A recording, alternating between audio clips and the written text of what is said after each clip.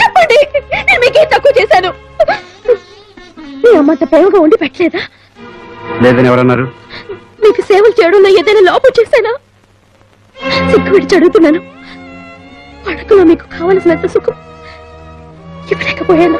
ఆ మాటలన్నీ నేను అన్నానా? నేను ఏదో లోపం చేయకపోతే, నాలో ఏ లోపం లేకపోతే నాకు విడాకులు ఇవ్వాల్సిన అవసరం ఏమిటండి? రాజీ, ఆవేశం తగ్గించుకుని వీరు. శిరీష నన్ను పెళ్లి చేసుకుంటానంది. శిరీషని పెళ్లి చేసుకుంటే మనకు 100 కోట్లు వస్తాయి. 100 కోట్ల కోసం నా గొంతు కోస్తారండి? అరే, పూర్తిగా వినకుండా అనవసరంగా మాట్లాడతావేంటి? చూస్తూ 100 కోట్లు ఎలా వదులుకోమంటావు చెప్పు. నీకు విడాకులు ఇచ్చేసానని శిరీష్ అబద్ధం చెప్పాను. నీకు విడాకులు ఇచ్చినా నువ్వేనా అసలైన వారివి. అంటే విడాకులు ఇచ్చినా నాతో కాపురం చేస్తానంటారా? అవును. అంటే నన్ను ఉంచుకుంటారా? ఏం మాటలవి? అంతే కదండి. విడాకులు ఇచ్చాక నేను మీ భార్యను ఎలా అవుతాను? ఉప్పటికత్తనే అవుతాను. నువ్వు ఎలా అనుకున్నా సరే, నాకు విడాకులు ఇస్తే చాలు. సుమంగళిగా చావనన్నా చేస్తాను గాని విడాకులు మాత్రం ఇవ్వను. అబ్బాబా, అంత మొండితనం ఎందుకే? 100 కోట్లు మిస్ అయిపోతాయి. మీకు